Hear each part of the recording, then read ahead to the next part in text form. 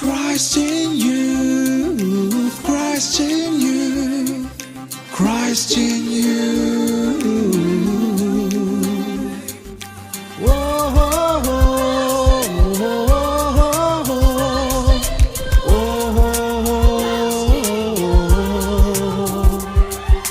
യുവജനമേ ഉണരൂ, നവഗണമായുയരൂ, യേശുവിൻ തിരുമാറിൽ ചേർന്ന് സ്നേഹം നുകർന്നിടൂ. യുവജനമേ ഉണരൂ, ആത്മാവിൽ ഉയരൂ, വരദാന ഫലത്തിൻ വർണ്ണക്കൊടികൾ പാരിൽ ഉയർത്തിടൂ. രക്ഷയുടെ പാദത്തൊപ്പി അണിഞ്ഞു ഒരുങ്ങണം, നീതിയുടെ കവചം ധരിച്ചു പോരിനൊരുങ്ങണം, വചനമീതി തലവാളെടുത്തിടണം, തന്നെ ജയിക്കാം വിശ്വാസ പരിചയ യുദ്ധവീരൻ യേശുവിൻ കൂടെ അണിചേർന്നിടണം. Christ in you, Christ in you, Christ in you. Christ in you. Isho മിശിഹായ്ക്ക് സ്തുതിയായിരിക്കട്ടെ. കത്തോലിക്ക സഭയിലെ വിശുദ്ധരെ കണ്ട് പലപ്പോഴും ആശ്ചര്യപ്പെട്ടിട്ടുണ്ട്, അസൂയപ്പെട്ടിട്ടുണ്ട്. സമ്പന്ന കുടുംബത്തിൽ ജനിച്ച് തൻ്റെ 16-ാമത്തെ വയസ്സിൽ ക്യാനൻ ലോയിലും സിവിൽ ലോയിലും ഡോക്ടറേറ്റ് നേടി സംഗീതജ്ഞൻ, എഴുത്തുകാരൻ, വാത്മീകി, പ്രാസംഗികൻ മുതലായ ചിത്രകാരൻ മുതലായ എല്ലാ മേഖലകളിലും പ്രാവീണ്യം തെളിയിച്ച ഒരു വ്യക്തി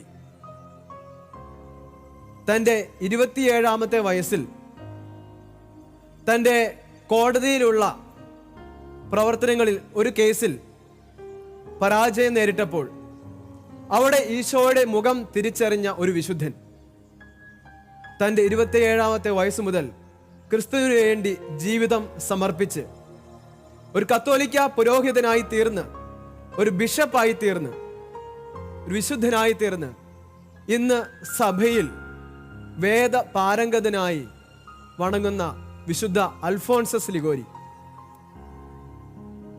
പ്രിയമുള്ളവരെ, ഇതുപോലെ ക്രിസ്തുവിന് വേണ്ടി തങ്ങളുടെ ജീവിതവും കഴിവും സമർപ്പിച്ച ഒരു കൂട്ടം യുവജനം ഇന്ന് നമ്മുടെ ഇടയിലേക്ക് വന്നിട്ടുണ്ട്.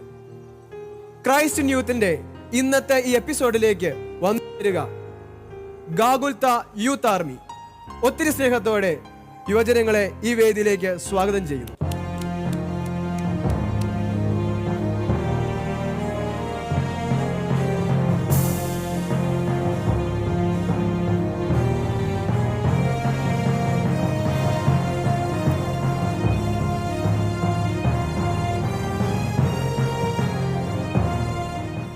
Christ in youth.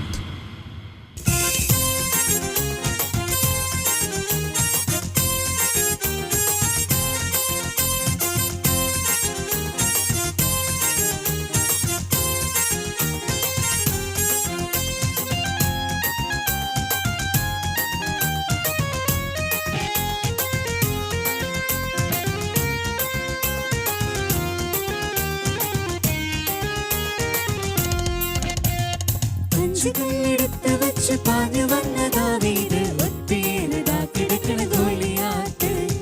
5 കല്ലെടുത്ത് വച്ച് പാഞ്ഞു വന്ന ദാവീദ് ഒറ്റയേറിതാ കിടക്കണ ഗോലിയാത്ത്.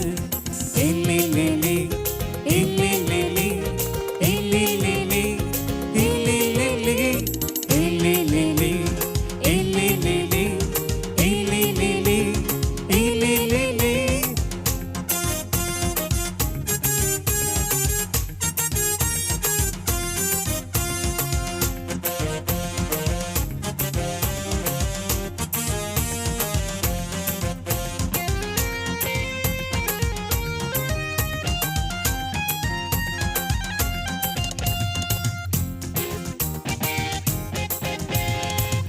കല്ലെടുത്ത് വച്ച് പാഞ്ഞു വന്ന ദാവീദ് ഒറ്റയേറിതാ കിടക്കണ ഗോലിയാത്ത്. 5 കല്ലെടുത്ത് വച്ച് പാഞ്ഞു വന്ന ദാവീദ് ഒറ്റയേറിതാ കിടക്കണ ഗോലിയാത്ത്. എല്ലില്ലേലേ എല്ലില്ലേലേ എല്ലില്ലേലേ എല്ലില്ലേലേ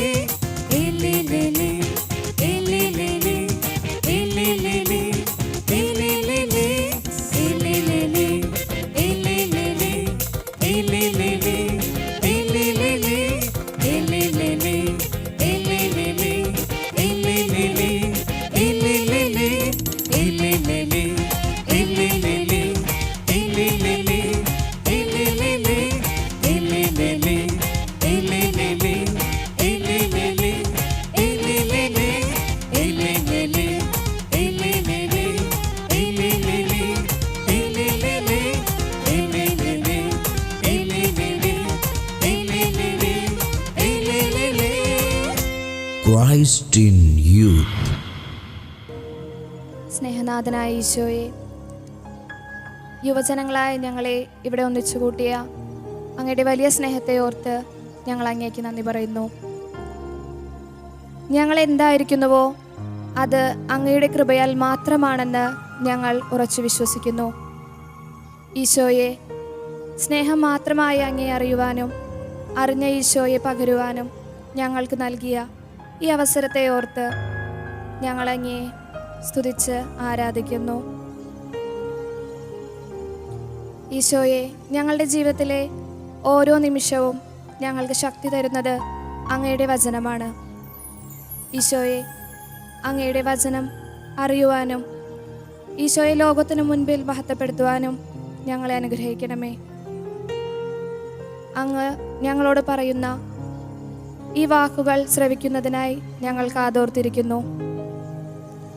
ഈ നിമിഷം നമുക്കെല്ലാവർക്കും വചനം ശ്രവിക്കാം.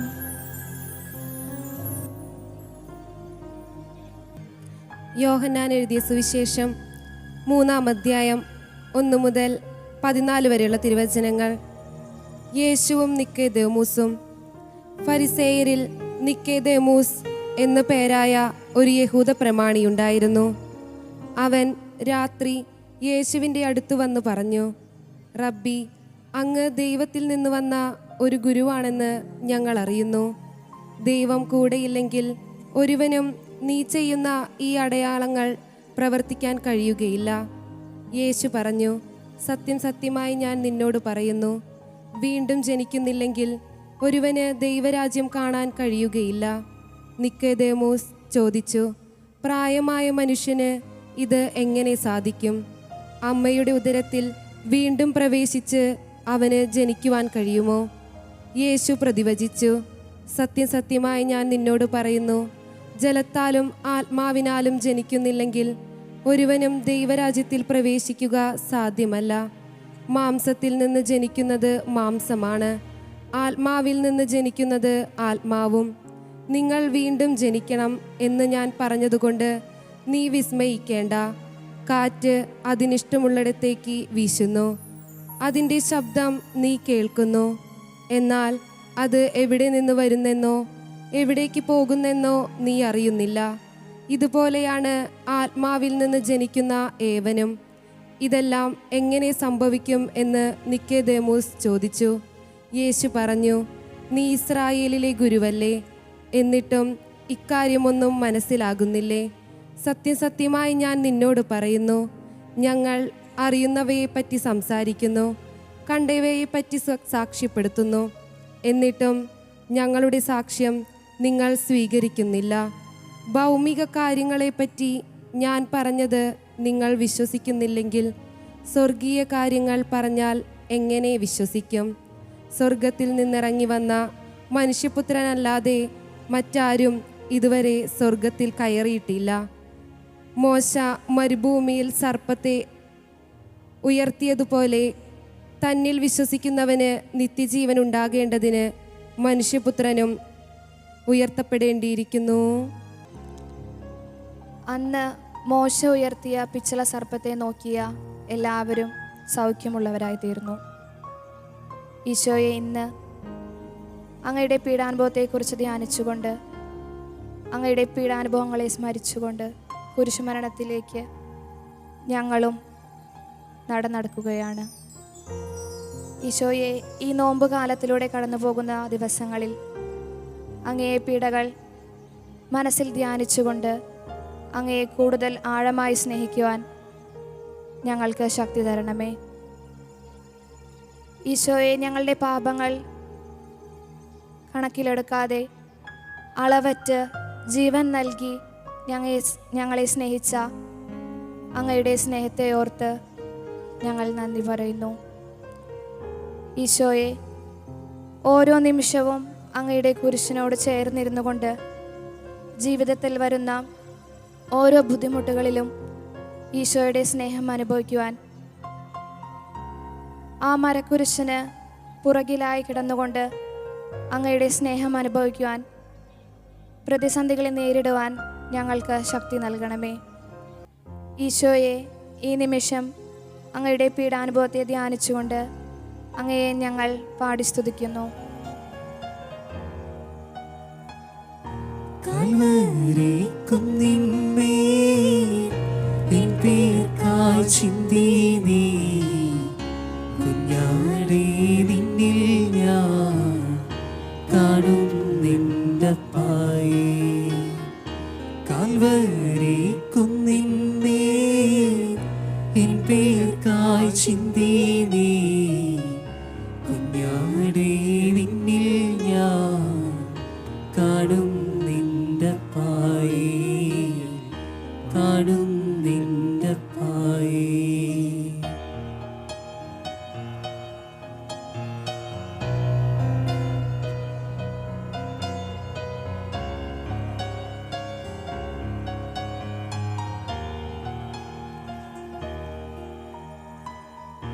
കള്ളന്മാർ നടുവിൽ തേജസ്സായി പൊന്മുഖം, ആയിരം സൂര്യനെ വെല്ലുന്ന ശോഭയെ.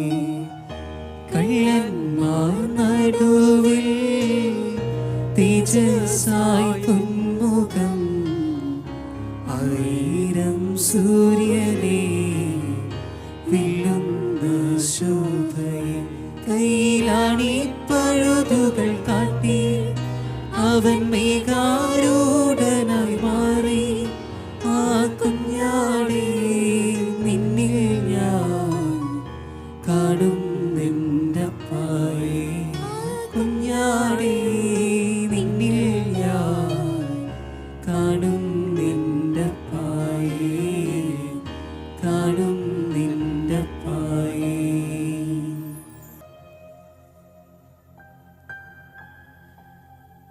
നമ്മുടെ ഉള്ളിലേക്ക് ലഭിച്ച പരിശുദ്ധാത്മാവിനെ, മാമോദീസായിലൂടെ നമുക്ക് ലഭിച്ച പരിശുദ്ധാത്മാവിനെ എത്രമാത്രം നമ്മുടെ ജീവിതത്തിൽ നമ്മൾ ജ്വലിപ്പിക്കുന്നുവോ, എത്രമാത്രം പരിശുദ്ധാത്മാവിനാൽ നിറഞ്ഞ് ജീവിക്കാൻ നമുക്ക് സാധിക്കുന്നുവോ, അത്രമാത്രം ക്രിസ്തു ശിഷ്യരായി നമുക്ക് ജീവിക്കാൻ സാധിക്കും.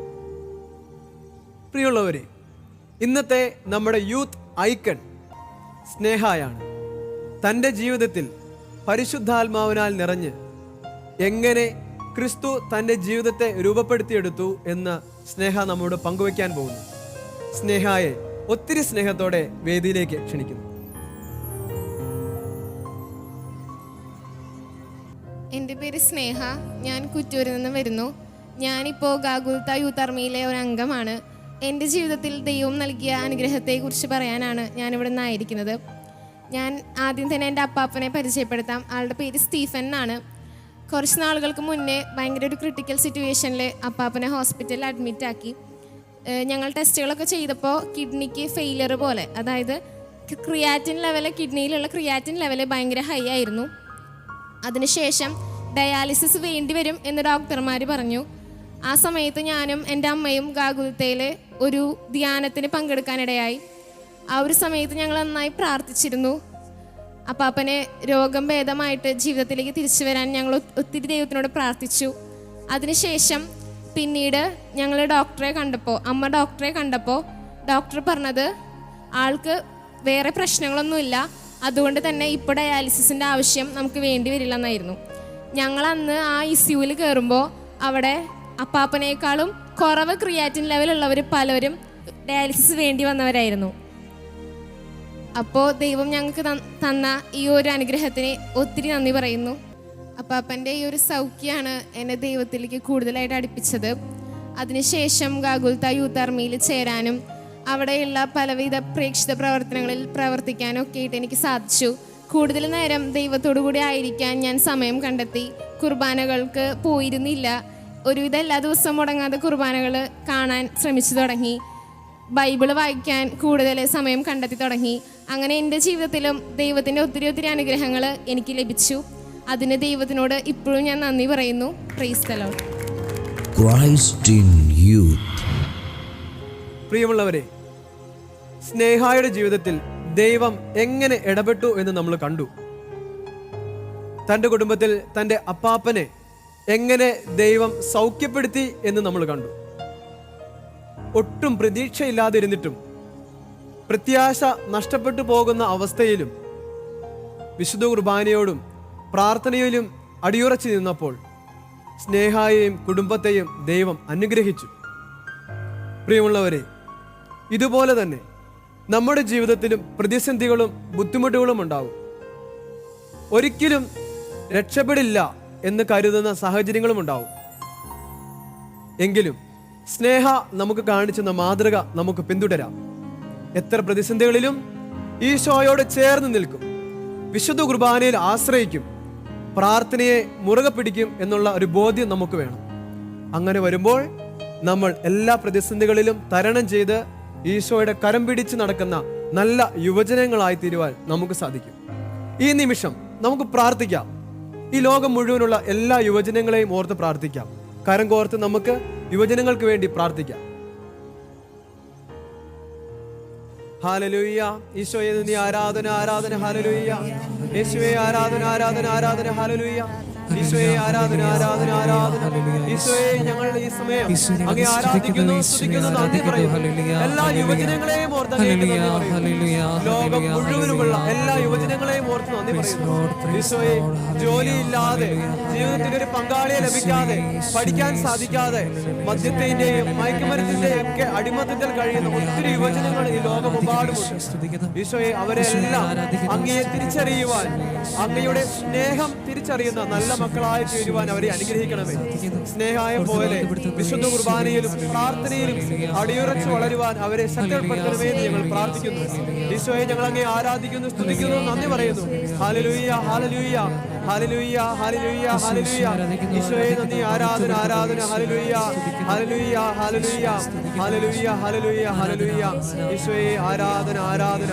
Hallelujah hallelujah hallelujah hallelujah hallelujah. Christ in youth.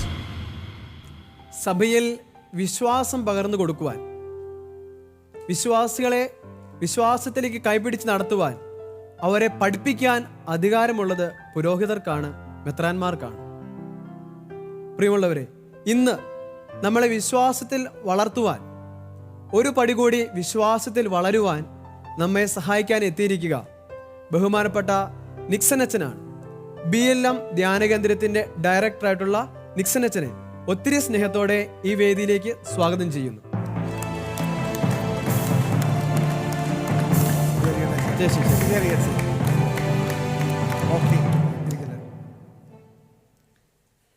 പ്രിയമുള്ളവരെ, നിങ്ങൾക്കൊക്കെ സുഖല്ലേ?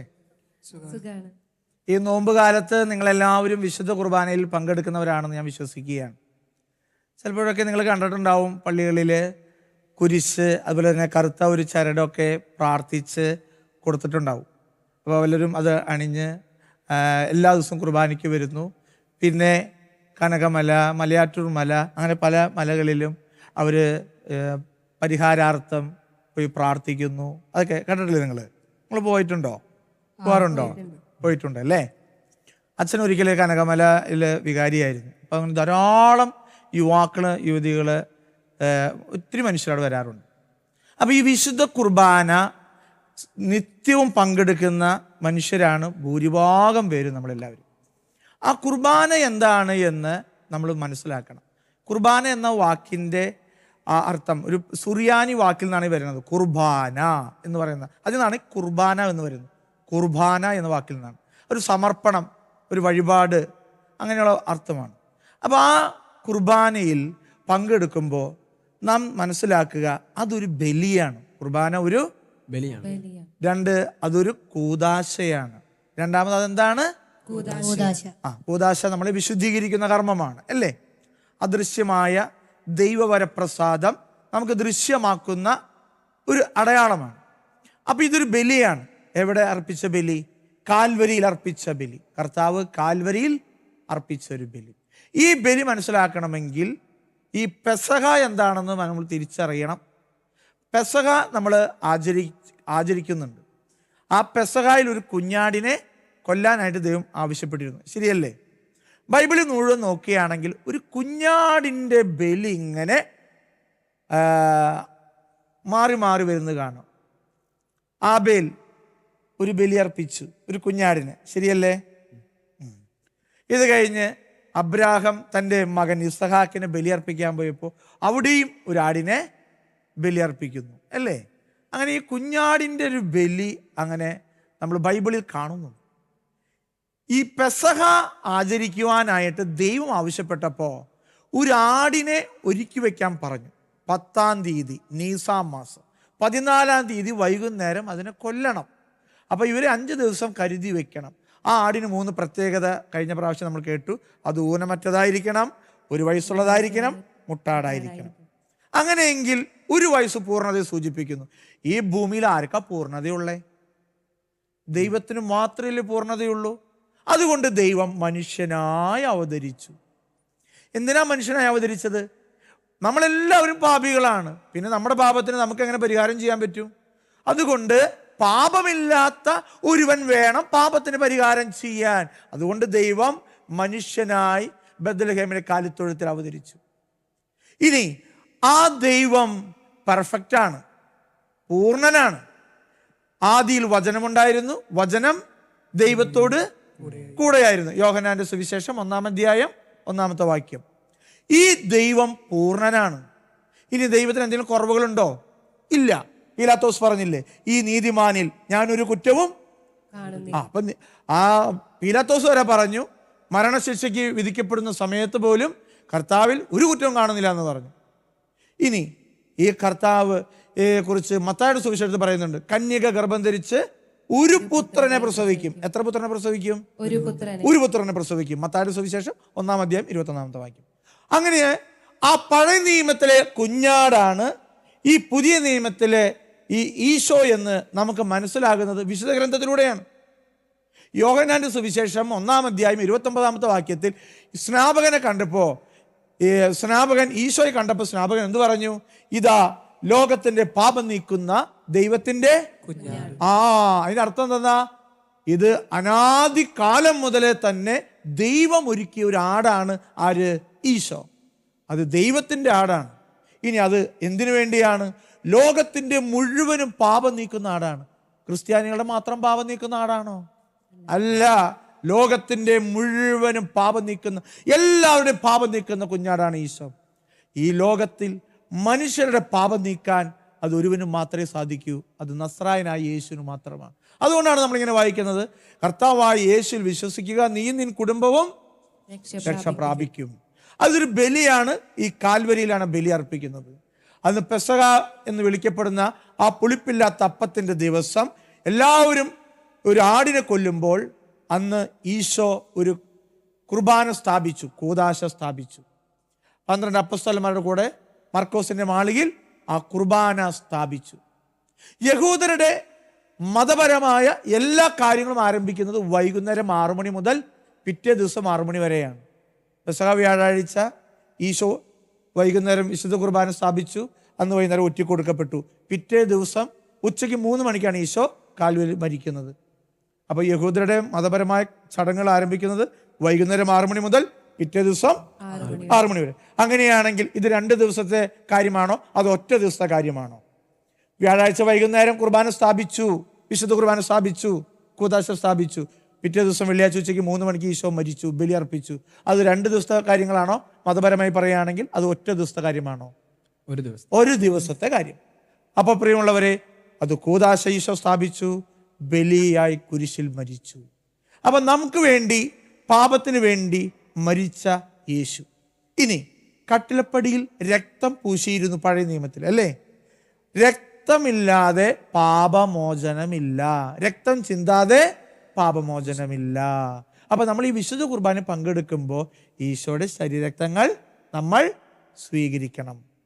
പൗലോസ് ശ്ലീഹ കൊരിന്ത്യസ്കാരിലെ സഭയ്ക്ക് എഴുതിയ ലേഖനത്തിൽ പറയുന്നുണ്ട്, 5-ാമത്തെ 7-ാമത്തെ വാക്യം, നമ്മുടെ പെസഹ കുഞ്ഞാടായ ക്രിസ്തു ബലി അർപ്പിക്കപ്പെട്ടിരിക്കുന്നു. നമ്മുടെ പെസഹ കുഞ്ഞാട്. അപ്പൊ യേശു ആരാണ്? പെസഹ കുഞ്ഞാട്. അപ്പൊ ഒരു കുർബാനയിൽ ഞാൻ പങ്കെടുക്കുമ്പോൾ അതൊരു ബലിയാണ്, അതൊരു കൂദാശയാണ്, അത് കർത്താവിൻ്റെ കൽപ്പനയാണ്. എൻ്റെ പാപങ്ങൾക്ക് മാത്രമല്ല, ലോകത്തിൻ്റെ മുഴുവനും പാപങ്ങൾക്കും വേണ്ടി ദൈവം തൻ്റെ ഏകജാതനെ അയച്ച് ബലി അർപ്പിച്ച ആ ബലിയിൽ ദൈവത്തിൻ്റെ കൽപ്പന പ്രകാരം ഞാനും നിങ്ങളും അതിൽ പങ്കെടുക്കുകയാണ്. മനസ്സിലായോ? വിശുദ്ധ കുർബാന, വിശുദ്ധ കുർബാന ഒരു ബലിയാണ്, ഒരു കൂദാശയാണ്. ആ കൂദാശ പങ്കെടുക്കുമ്പോൾ അനുനിമിഷം നമ്മൾ വിശുദ്ധീകരിക്കപ്പെടുന്നു. അവിടെ യേശുവിൻ്റെ ജനനമുണ്ട്, യേശുവിൻ്റെ പരസ്യജീവിതമുണ്ട്, യേശുവിൻ്റെ പീഡാസഹനമുണ്ട്, മരണമുണ്ട്, ഉത്ഥാനമുണ്ട്, രണ്ടാമത്തെ ആഗമനമുണ്ട്. അവിടെ സഭ മുഴുവനും, അവിടെ സ്വർഗീയ സഭയുണ്ട്, ഭൂമിയിലെ നമ്മുടെ സഭയുണ്ട്, അതുപോലെ തന്നെ ശുദ്ധീകരണ സ്ഥലത്തിലെ ആത്മാക്കളും മരിച്ചുപോയ എല്ലാവരും അതിൽ പങ്കെടുക്കുന്നുണ്ട്. അപ്പോൾ ഇനി കുർബാനയിൽ പങ്കെടുക്കുമ്പോൾ ഈ ബോധ്യത്തോടു കൂടി, ഈ ഒരു ചിന്തയോടുകൂടി ആ വിശുദ്ധ ബലിയിൽ പങ്കെടുക്കുമ്പോൾ അതൊരു വലിയൊരു അനുഭവമായി മാറുവാൻ ഇത് സാധിക്കട്ടെ. ദൈവം നിങ്ങൾ അനുഗ്രഹിക്കട്ടെ. ഈശോ മിശിഹായ്ക്കും എപ്പോഴും Christ in youth. പ്രിയ സുഹൃത്തുക്കളെ, നമ്മളെല്ലാവരും സദ്യ കഴിച്ചിട്ടുള്ളവരാണ്. സദ്യയും നല്ല ഭക്ഷണമൊക്കെ ആഗ്രഹിക്കുന്നവരും കൊതിക്കുന്നവരുമാണ് നമ്മൾ. ഈ സദ്യ കൊണ്ട് നമ്മുടെ ശരീരം പുഷ്ടിപ്പെടുന്നു, നല്ല ആരോഗ്യം വെക്കുന്നു. പക്ഷേ നമ്മുടെ ആത്മാവിൻ്റെ കാര്യമോ?